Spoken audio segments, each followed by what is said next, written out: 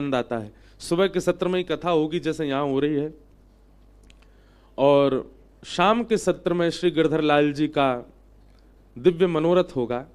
कल हम मनोरथों की भी सूची बताएंगे कौन कौन से मनोरथ होंगे। बड़े अद्भुत इस बार अलग ही मनोरथ हैं श्री लाल जी। एक तो क्या है, शीतकाल में लाल जी का जन्मोत्सव आता है, और शीतकाल में पुष्पों का ज्यादा श्रृंगार या पुष्पों के बंगले हम नहीं बना सकते।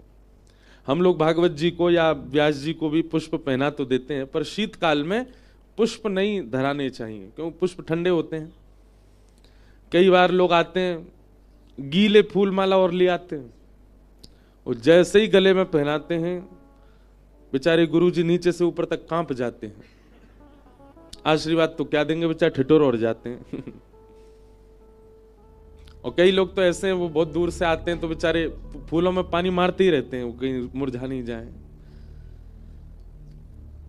तो शीतकाल में आपको भी अपने घर के ठाकुर जी को कुछ मेवाओं की माला पहना दो, या अन्य अन्य कई ऐसी सामग्री होती हैं जो शीतल नहीं होती, उनकी माला धराओ।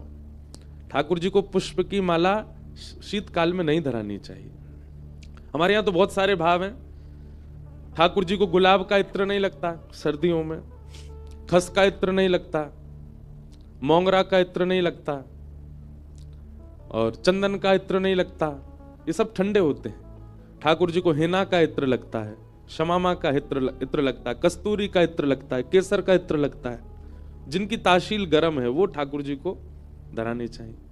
ठाकुर जी सूती वस्त्र नहीं पहनते शीतकाल में। शीतकाल में ऊनी वस्त्र होने चाहिए, पर कई मंदिरों में ऊन का प्रवेश नहीं होता, तो ऊनी वस्त्र ना हो तो थोड़े मोटे कपड़े होते हैं, वेलवेट होता है, और भी बहुत कुछ होता है, वो ठाकुर जी को धराना चाहिए। ठाकुर जी को हाथ में मूंजरी मोजा, पाम में मोजा पहनाने चाहिए। और अगर घर में व्यवस्था हो तो हीटर लगाओ, पर हीटर वाले नहीं है हमारे ठाकुर जी। अब जहां व्यवस्था नहीं होती वहां तो हीटर ही लगता है, नहीं तो कोयला सिगड़ी जला करके, कोयला पहले बाहर जला लो, जब वो बिल्कुल सुलग जाए, बिल्कुल लाल पड़ जाए, धुआं उठना बंद हो जाए, फिर ठाकुर जी के सामने पधराओ। जो जिनकी सेवा प्रधान जो अपने घर में करते हैं वो उन लोगों के लिए है। जो काम चलाऊ ऐसे ही ठाकुर जी बैठा रखे हैं उनके लिए कोई बात नहीं, लेकिन जो सेवा भाव से करते हैं उन लोगों के लिए ये भाव है। ठाकुर जी को रात्रि में बढ़िया 2-2 कंबल रजाई उड़ा करके सुलाओ, एक नीचे बिछाओ एक ऊपर लगाओ, इत्र लगाओ, रात्रि में घी की मालिश करो, ठाकुर जी को शीतल नहीं लगे, जाड़ो बहुत लगे हमारे लाला को, तो उस भाव से सेवा होती है। प्रसादी में भी भोग जो लगता है ठाकुर जी का, उसमें भी वही वस्तु आती है जिनकी ताशील थोड़ी गर्म हो। वो सब सामग्री नहीं धराई जाती जिनसे शीतलता का अनुभव हो। तो भाव प्राधान्य जिनकी सेवा है वो लोग इसका पालन करना, और जो केवल सुबह शाम दिया बत्ती वाली सेवा करते हैं वो जैसी है वैसी रहने दो। तो लाल जी का उत्सव है। शीतकाल की वजह से पुष्प के मनोरथ तो होते नहीं, इसलिए हमने इस बार बड़ी खोजबीन करके नए नए मनोरथ निकाले हैं गिरधर लाल जी के। रोज रात्रि में वहां संगीत के कार्यक्रम होंगे, और सब लोगों को एक बता दिया जाएगा पहले ही कि भाई ऐसे ऐसे वस्त्र पहनो, जैसे लाल जी की पोशाक वैसी सबकी पोशाक। लाल जी गुलाबी पहनेंगे तो सारे श्रोता भी गुलाबी पहनेंगे, लाल जी ने नीलो पहनो तो ठाकुर सब श्रोता भी नीले पहनेंगे। इस प्रकार वो उत्सवात्मक होता है। नाथद्वारा में इस बार है भारतवर्ष के कई संत, क्योंकि कुंभ है इसलिए कई संत तो आ नहीं पा रहे, पर हमारी उम्र के जितने हैं वो सब आ रहे हैं जो कथा करते हैं। सब लोगों का आगमन हो रहा है। संभवतः राजस्थान के मुख्यमंत्री जी भी आ रहे हैं, उनका भी आगमन होगा। भरतपुर वाले तो कहाँ जाएंगे? हमने आपके लिए यहाँ कथा करी, अब हमारे लाल जी के उत्सव में आओ। तो ये सब भाव है। और संभवतः अभी हम कंफर्म नहीं है, पर हमको थोड़े थोड़े अंदर से ऐसे लग रहे हैं, एक आध बार स्वप्न भी आ गया है, अगले वर्ष लाल जी का ब्याह होगा, हमारे लाला ब्याह करेंगे। और अगली साल का जो उत्सव होगा यानी कि 2026 का, बताओ 7 वर्ष को लाला बाल ब्याह करेगा। 7 वर्ष का जन्मोत्सव होगा। ठाकुर जी 14 को 7 वर्ष के होंगे, और 15-16 2 दिन में ठाकुर जी का ब्याहुला उत्सव होगा। और अगले वर्ष का जो उत्सव है, अब होगा कहाँ, ये तो हम पर्ची डालते हैं लाल जी का, पर होगा ब्रज में ही। तो मन है वृंदावन, गोवर्धन, बरसाना या फिर नंदगांव, 4 जगह की पर्ची डाली जाएंगी ठाकुर जी के आगे। जहां ठाकुर जी स्वीकृति प्रदान करेंगे, ठाकुर जी का ब्याहुला होगा। तो सर्दी तो बहुत पड़ती है, पर निकालेंगे लाला की बारात होएगी, सब नाचेंगे गाएंगे आनंद करेंगे, बढ़िया उत्सव होगा। इस बार नाथद्वारा में उसकी भूमिका बन जाएगी। एक बात बताएं बंधुओं, किसी के यहां ठाकुर जी की भावजन्य सेवा जब आ जाती है ना, उसका हर दिन उत्सव बन जाता है। 365 दिन हमसे पूछो, हमारे 400 उत्सव होते हैं एक साल में, हर दिन उत्सव है। और ऊपर से कृपा ठाकुर जी ने कथा की दे रखी है, तो वैसे ही उत्सव हो जाता है। हम ये सोचो, महीने में 4 बार जन्माष्टमी मनाते हैं हम, महीने में 4 बार जन्माष्टमी। कल मनाई थी, अब मनाएंगे 19 तारीख को वृंदावन में, फिर तो राम कथा है तो वहां तो रामनवमी मनाएंगे, पर फिर जनवरी में फिर 4 जन्माष्टमी, पहली काशी में मनाएंगे, फिर नाथद्वारा में मनाएंगे, फिर द्वारिका में मनाएंगे। ऐसा जीवन सबका हो जाए, उत्सवात्मक जीवन। और उत्सवात्मक जीवन कब होता है? जब आपकी प्रायोरिटी ठाकुर जी होते हैं। अधिकतर क्या होता है, हम आप पर थोप नहीं रहे हैं, जबरदस्ती नहीं कह रहे हैं, पर अधिकतर क्या होता है, आप ठाकुर जी को केवल अपनी मनोकामना पूर्ति के लिए रखते हैं। पर हमारे वृंदावन भाव में ठाकुर जी से कुछ मांगा नहीं जाता, दिया जाता है, प्रदान किया जाता है। अभी हम जहां कथा करके आए ना, कोकिल साईं, हमारे वृंदावन का एक बड़ा अद्भुत स्थान है, गोपनीय स्थान है। तो वहां मैंने कथा में बताया था कि जो हमारे कोकिल साईं थे, सिंधी में संत, सब संतों को साईं ही बोलते हैं, इसलिए उनको साईं कहते थे। उनका नाम कोकिल इसलिए था कि वो स्वयं को कोकिल का रूप मान करके और नेत्रबंद करके द्वापर में चले जाते थे, और द्वापर में कृष्ण विरह में बरसाने में बैठी श्री जी के पास कोयल बन करके ठाकुर जी का जो विरह श्री जी को हो रहा होता था, उस विरह को दूर करते थे। कभी कभी नेत्रबंद करके सतयुग में चले जाते थे, और वहां अशोक वाटिका में विरह से व्याकुल श्री सीता जी का विरह दूर करने का प्रयास करते थे, इसलिए उनका नाम कोकिल साईं पड़ा। वो मानसी भाव में जाकर के श्री जी का, किशोरी जी का, जानकी जी का विरह कम करते थे। कैसी अद्भुत सेवा थी उनकी। कलयुग में रहते हुए सतयुग और त्रेता में जाते थे। मतलब ऐसा नहीं है कि वो प्रत्यक्ष पहुंच, पर उनका भाव ऐसा था। वो उनको जब रामायण में जब भी देखते थे कि अशोक वाटिका में सीता जी बड़ी दुखी, तो वो सह नहीं पाते थे। अब ये कहते मैं इसको कैसे बदलूं, मैं श्री जी के नेत्रों में अश्रु नहीं देख सकता। तो कर तो कुछ नहीं सकते, तो अपने मनोभाव में नेत्रबंद करके ऐसा विचार करते कि मैं त्रेता में हूं, और त्रेता में कोयल बन करके जाते, और श्री जानकी जी जो विरह से व्याकुल हैं, उनका विरह दूर करने का प्रयास करते। ऐसी सेवा थी उनकी। वे अपने ठाकुर जी का दर्शन नहीं कराते थे किसी को। किसी ने उनसे पूछा कि आप अपने ठाकुर जी का दर्शन क्यों नहीं कराते? तो उनका भाव था कि भैया, ये महलों के ठाकुर जी हैं, ये राज करवे आए हैं, ये आनंद करवे आए हैं, ये रास करवे आए हैं, ये सुख लेवे आए हैं, और दुनिया के लोग इनके सामने जाकर के दुनियादारी मांग करके इनको और संकोच में डाल देते हैं, इसलिए मैं किसी को नहीं दर्शन कराता। यशोदा मैया की गोद के लाला, कैसे प्यारे लाडले लाला, और दुनिया के लोग उनसे जाकर के कह रहे हैं हमें मर्सिडीज दिलवाए दो। लाला उस संकोच में पड़ जाता होगा, अच्छा तो मैं भगवान हूं। जो वृंदावन आकर के ये भूल गए हैं कि मैं परमात्मा हूं, हम दुनियादारी मांग करके उनको और संकोच में डाल देते हैं, इसलिए वो किसी को दर्शन नहीं कराते थे।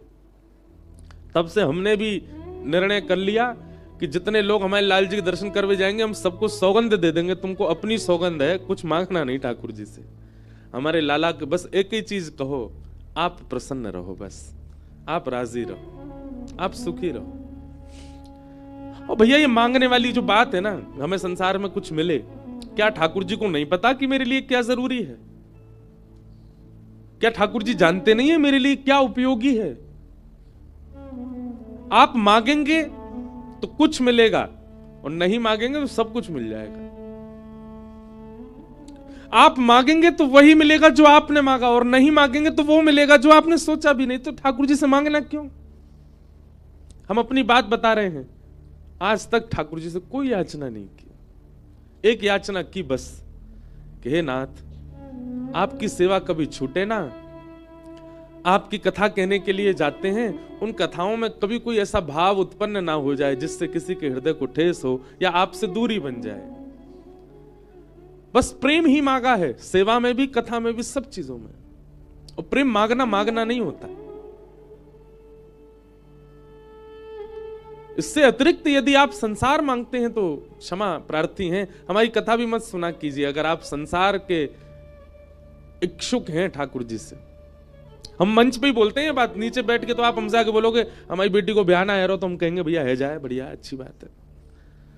मंच से नीचे उतर के तो कई लोग ये भी बोल हमारा व्यापार नहीं चला, महाराज जी कुछ बताओ ना। मैंने कहा भैया हम कोई टोना टोट का थोड़ी जाने, जानते होते तो हम भी व्यापार ही कर रहे होते, कथा का करते। इसलिए संसार नहीं, संसार तो आप अपने कर्मों से निर्माण करते हैं। ठाकुर जी से तो उनकी प्रसन्नता मांगो बस। तो बस अब उत्साह बढ़ता जा रहा है, लाल जी का उत्सव समीप आने वाला है। कल हम लोग बड़े प्रेम और भाव से श्रवण कर रहे थे ठाकुर जी का जन्मोत्सव। नंदस्त्वात्मजोत्पन्ने जाताह्लादो महामना, आहूय विप्रान् वेदज्ञान स्नातः सुचिरलंकृतः, वाचयित्वा स्वस्तेनं जातकर्मात्मजस्य वै, कारयामास विधिवत् पितृदेवार्चनं तथा। एक बात सुनिएगा बंधु, कई लोग पूछते महाराज जी ठाकुर जी का उत्सव कैसे करना चाहिए? अगर हम बता दें, कर सको तो सुनो। भोजन का पता ना हो, जल कब पिया यह भी भान ना हो, कब सोए थे कब उठे इसका भी पता ना हो, और नृत्य करते करते कहां वस्त्र गए हैं, कहां आभूषण गिरे हैं, क्या स्थिति हो गई है, ऐसे बेसुध से अगर है जाओ तो समझो कि आपने उत्सव किया। लेकिन जिस उत्सव में यह भी पता है कि भाई आज हलवाई क्या बना रहे हो, एक चटकदार बनाइयो भैया, सोना कितने बजे, 10 बजे हमको बिस्तर चाहिए, हीटर वीटर लगवा दियो बढ़िया, सुबह उठ करके ऐसे बाल काटने, ऐसे वस्त्र पहनने, ऐसा सुंदर मेकअप करना, ये करना, वो, ये उत्सवात्मक स्वरूप नहीं। उत्सव में तो सब भूल जाए, वो उत्सव होता है। भागवत जी में वर्णन है।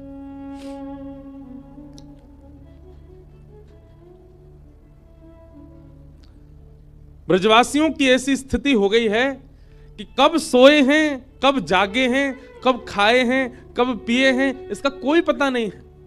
बस नाच रहे हैं, नंद घर आनंद भयो जय कन्हैया लाल की।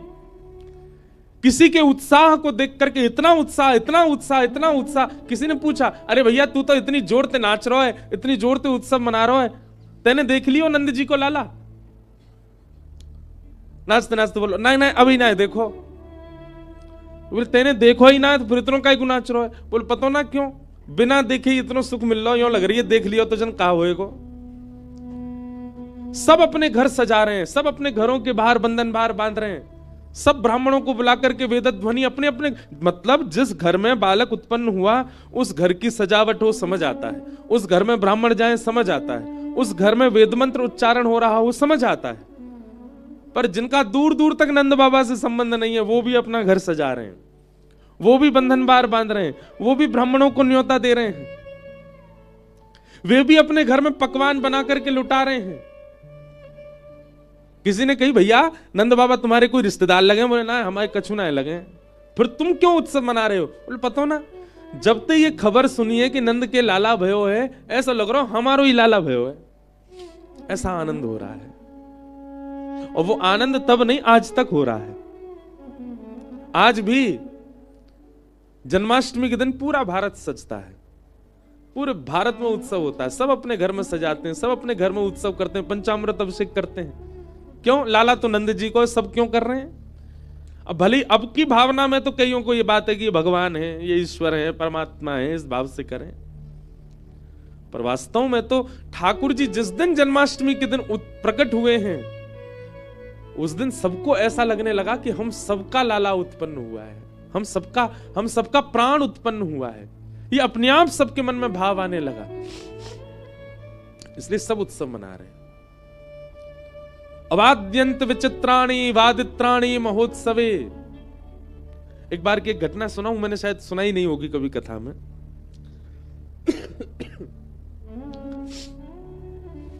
लॉकडाउन में वृंदावन में एक जगह है, अब हम नाम बोल देते हैं ना तो लोग बाग ढूंढने लगते हैं, पर वो बड़ा गोपनीय स्थान है, वहां ज्यादा भीड़ जाती नहीं है, बता देते हैं, फिर भी मिलेगा नहीं जहां तक है। रामबाग बहुत पुराना स्थान है, बहुत प्राचीन, कम से कम 150-200 वर्ष पुराना तो मंदिर ही है, वहां कोई नहीं जाता। तो कोविड का टाइम था, कोरोना चल रहा था, वृंदावन में बिल्कुल शांति, कोई लोग बाग आते ही नहीं थे। तो भैया फोन अपने सब लोग साइलेंट स्विच ऑफ कर लो, जिनके भी बज रहे हैं, हमारी बंसी ठीक बज रही है, वह अपनी बंद कर ली।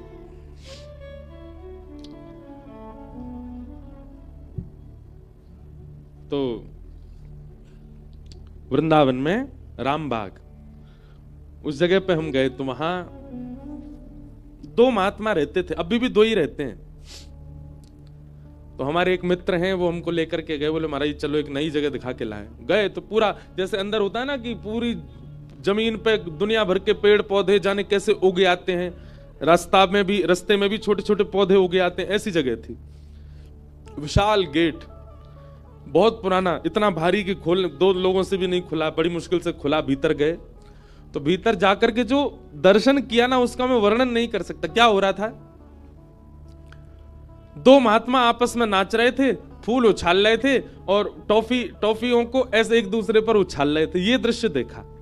और बगल में एक तखत रखा था और उस तखत पर ऐसे चौकी, और चौकी के ऊपर जहां भागवत जी रखी ना, वहां पर एक ट्रेपिकॉर्ड रखा था। ट्रेपिकॉर्ड में पिताजी की कथा चल रही थी और पिताजी की कथा में भी जन्मोत्सव चल रहा था ठाकुर जी का, और दोनों महात्मा फूल उछाल उछाल करके नाच रहे थे।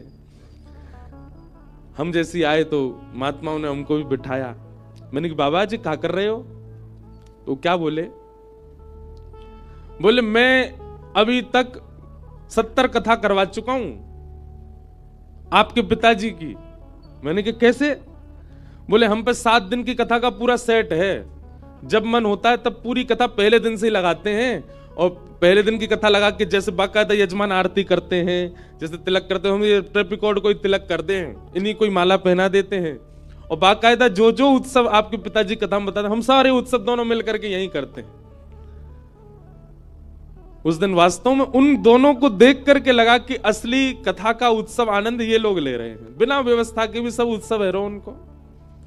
टॉफी उछाल रहे थे, पुष्प उछाल रहे थे, नंदोत्सव मना रहे हैं। बोले 70 कथा करवा चुके हम। बोले हम पे धन तो इतना नहीं है कि हम इतनी व्यवस्था कर सकें, तो हम तो भैया एक कहीं से पैसा इकट्ठे करके पूरी कथा को, कात्यायनी वाली पिताजी की कथा कात्यायनी में हुई बहुत वर्ष पहले, बहुत प्रसिद्ध कथा, उसका पूरा सेट है। और सुबह से पहले दिन आते 7 दिन तक यही कथा को चला में नियमित रूप से, और ऐसा विचार कर लें कि व्यास जी हमारे सामने बैठे हैं, वो कथा सुना रहे हैं। आज नंदोत्सव था कथा में, और भैया हमारी कथा तो सार्थक है गई। क्यों? जिन व्यास जी की कथा हम 70 बार करा चुके, आज 70वीं कथा के नंदोत्सव में उन्हीं को लाला आ गए, हमारी कथा तो सार्थक है गई। मैंने कहा महाराज जी असली उत्सव तो आप ही कर रहे हो, ये उत्सव का स्वरूप होता है। लोगों को व्यवस्थाएं बहुत चाहिए तब उत्सव होता है। अच्छी बात है व्यवस्था, हम भी लाल जी का व्यवस्था करके उत्सव करते हैं, पर व्यवस्था प्राधान्य उत्सव नहीं होना चाहिए, उत्साह प्राधान्य उत्सव होना चाहिए। आप आना नाथ द्वारा में वहां व्यवस्था बहुत होंगी, पर व्यवस्था से उत्सव नहीं मन रहा होगा, जितने लोग होंगे उनके उत्साह से उत्सव मन रहा होगा। भागवत जी में वर्णन आता है कि ढोल नगाड़े बाजे तबला ढोलक इन सब की तो 4, 5, 6, 7 दिन की अवधि होती है बजने की, रोज थोड़ी बजते रहेंगे, इनका भी एक समय है। और 7 दिन से तुम ढोलक बजाए ही जा रहे हो तो फिर कैसे बचेगी बेचारी, फट जाएगी। लेकिन वृंदावन में तो 1 साल तक उत्सव चला गोकुल में ठाकुर जी के, तो फिर क्या बज रहा था वाद्यों में? तब कहते हैं अवाद्यंत विचित्राणी, ऐसे वाद्य बज रहे हैं जो बड़े विचित्र हैं। तो हमारे नाना जी कहते, बोले कैसे बज रहे हैं? बोले जिनके सिर पर बाल नहीं है, ब्रजवासी उनके कंधा पे बैठ जाएं और बैठ के कहें तेरे बाल ना है, तेरे मूड को कहा काम है, बोले यही ढोलक बना के बजाए दो। और बोले हाथों से विचित्र विचित्र आकृति बना करके उसमें से स्वर निकाल रहे हैं, कोई अपने गाल बजा रहा है, कोई मोटी पेट वार बजा, वो हो ढोल आगो ये बजाओ। ऐसे उत्सव मन रहा है पूरे गोकुल में। और सुनो, जिनके साथ ऐसा कर भी रहे, जिसका किसी का मूड बजा दिया, किसी के पेट पे बजा दिया, उसको भी बुरा नहीं लग रहा, वो कह रहा न घुमकी तो लगा जोड़ते। ऐसा उत्सव मन रहा है पूरे ब्रज में। क्यों? क्योंकि सब आनंद में है। और जब सब आनंद में होते हैं ना, किसी को अपने मान की चिंता नहीं होती। फिर मेरा मान हो, मेरा सम्मान हो, मेरी प्रतिष्ठा हो। उत्सव में यही होना चाहिए, मान रहित होकर के उत्सव होता है। उत्सव कैसे मनाना चाहिए ये तो नंदोत्सव की पूरी कथा से सीखो। मान रहित होकर के, नींद रहित होकर के, निद्रा रहित होकर के, क्षुधा रहित होकर के, वही उत्सव है। एक हमारे हैं प्रेमी पंजाब के, उन्होंने कथा कराई, तो कथा में सारे ब्राह्मणों को भोजन पे बिठाया। अब वो 1 रोटी 2 रोटी 4 रोटी तक तो बेचारे सबरे जिम लिए, और 5वीं रोटी लाए। अब ये थाली लेके भागे, वो पीछे पीछे रोटी लेके भागे। ये सब बोले इतना क्यों खिलाते हो आप? तो मैं वहीं बैठा था, तो क्या बोले? बोले महाराज जी, ब्राह्मण भोजन में तब मानूं कि पाते पाते ब्राह्मण हॉस्पिटलाइज्ड हो जाए। मैंने कहा वारे भैया, वारे तुम्हारी भक्ति, बेचारो ब्राह्मण हॉस्पिटलाइज्ड हो जाए तब मानेंगे कि हाँ ब्राह्मण को भोजन कराया। और फिर उसके उपचार में जो पैसा लगे, बोले हाँ वो दक्षिणा है हमारी, वो दक्षिणा देंगे। लोग बागों के ऐसे भाव है। सीधी बात, देह को जो जो चाहिए अभिमान रूप में, जैसे निद्रा देह का अभिमान है, प्यास देह की जरूरत अभिमान है, क्षुधा भूख ये देह का अभिमान है, स्वरूप की सुंदरता ये देह का अभिमान है, वस्त्र का संभलना ये देह का अभिमान है। इन सब अभिमानों से जब परे हो जाता है ना व्यक्ति, तब उत्सव होता है। उसमें भान नहीं होता। हमारे लाल जी के उत्सव में 7 दिन निद्रा तो दूर की बात है, सो ही नहीं पाते हम। कथा भी हम करेंगे, उत्सव भी हम करेंगे, गाएंगे भी हम, नाचेंगे भी हम, श्रृंगार भी करेंगे, उत्सव की पूरी भूमिका भी बनाएंगे, संतों को भी स्वागत करेंगे, वैष्णवों से भी मिलेंगे। सोने का समय कहां है? और जहां निद्रा सोली जबरदस्ती सब लोग भेज देते हैं, 2-3 घंटा सो लेते हैं, पर निद्रा का समय नहीं होता वहां। वही तो उत्सव है। और घर के लोग तो भैया 5-6 दिन का ब्याह उत्सव करते हैं, उसके बाद फिर सब बीमार पड़ जाते हैं। मैया को जे हो गया, पिताजी वहां पड़े हैं, ये क्यों सोए नहीं। पर लाल जी के उत्सव विश्राम होगा, 2 दिन बाद से दूसरी जगह कथा भी शुरू हो जाएगी और सब स्वस्थ रहेंगे, क्योंकि वो उत्सव वो यज्ञ से कम नहीं है। जब उत्सव होता है ठाकुर जी का, आप जितना उछल के नृत्य करते हैं ना, उतने अश्वमेध यज्ञों का फल आपको मिल रहा होता है। सबसे बड़ा उत्सव है, सबसे बड़ा यज्ञ है। हम तो कथा में कहते हैं कि सूझबूझ करके नृत्य नहीं करना चाहिए कभी भगवत कथा में। अरे कोई तेज ताल वाला भजन आ गया, चलो नाचते हैं, नहीं। नृत्य कैसा होना चाहिए? जहां आपके पैर रुके ही नहीं पा रहे, जहां आपका मन रुके ही नहीं पा रहा, आपका रोम रोम कह रहा है नहीं भाई अब तो नृत्य करना है, तब नृत्य होता है। वाग्गदगदा द्रवते यस्य चित्तम, भगवान का परिचय तो सबने सुना है, भक्त का परिचय भगवान दे रहे हैं, ध्यान से सुनना। वाग्गदगदा द्रवते यस्य चित्तम रुदत्य भिक्षणम हसति क्वचिच्च विलज्ज उद्गायत नृत्य तेज मद्भक्ति युक्तो भुवनम पुनातु। भगवान कहते हैं वाग गदगदा द्रवते यस्य चित्तम, जिसकी वाणी गदगद हो जाती हो मेरी बातें कहते कहते या मेरी बातें सुनते सुनते, द्रवते यस्य चित्तम, जिसका हृदय द्रवित हो जाता हो, भर जाता हो प्रेम से। रुदत्य भिक्षणम हसति क्वचिच्च, मेरा स्मरण करके कभी भी उसके नेत्रों से अश्रु आ जाते हो, मेरा स्मरण करके खूब था के मार के हंसता हो। और विलज्ज उद्गायत नृत्य तेज, मेरा कोई संकीर्तन या मेरा कोई प्रसंग सुन करके वो विलज्ज निर्लज्ज होकर के नृत्य करने लग जाए, किसी को दिखाने के लिए नहीं, किसी को बताने के लिए नहीं, बस वो रोक नहीं पाया स्वयं को, नृत्य करने लग जाए। मद भक्ति युक्त हो, भगवान कहते हैं वो मेरी भक्ति से युक्त है। भुवनम पुनातु, वो जहां जाएगा सबको पवित्र करता जाएगा। और ब्रजमंडल की स्थिति ऐसी हो गई है, सब नाच रहे हैं, सब गा रहे हैं। 80 वर्ष की एक मैया, 90 वर्ष की मैया, एक दांत नहीं है मुंह में। और जैसी पता चली नंद बाबा के लाला भयो है, अपनी 80 वर्ष पुराने ब्याह के जोड़ा को निकाल के पहन के आई है। चलो नहीं जा रहा हूं बिना लाठी के, लेकिन ऐसा 16 श्रृंगार करके आई है, आंखन में काजर लगा के आई, होठन में लालिमा लगा के आई है, नवलखा को हार पहन के आई है। और अपने ब्याह के समय की, कितने साल पहले वह को ब्याह भयो, वह समय की पोशाक धारण करके आई है। कमर झुक गई है, मुख उठा नहीं पा रही है, नेत्र अच्छे से खोल नहीं पा रही है, और बीच लाखों की भीड़ में जाकर के वो भी नृत्य कर रही है। अरे जुग जुग जीवेरी यशोदा मैया, तेरो ललना जुग जुग जीवेरी यशोदा मैया, तेरो ललना जुग जुग जीवेरी यशोदा मैया, तेरो ललना। जुग जीवेरी यशोदा, करताल बजा के गाओ। अरे हाँ, तेरो ललना नंद रानी, तेरो ललना, तेरो ललना नंद रानी, तेरो ललना, तेरो ललना महारानी, तेरो ललना, तेरो ललना महारानी, तेरो ललना। अरे जुग जुग जीवेरी यशोदा मैया, जीवेरी नंद रानी मैया, तेरो ललना। जुग जीवेरी नंद रानी मैया। सब ब्रजवासी गा रहे हैं। बड़े भागते यशोदा मैया, ऐसो सुत तिन जायो।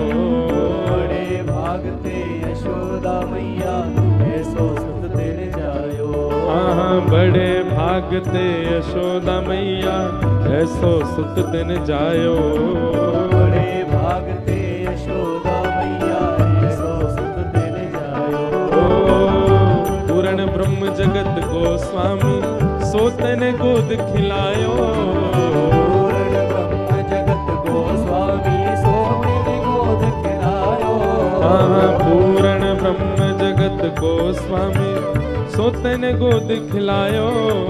पूर्ण ब्रह्म जगत गोस्वामी, सोतने गोद खिलायो। होया तू मगवा दे झूलनवा, तेरो ललना। होया तू मगवा दे तेरो ललना। ओ जुग जुग जीवे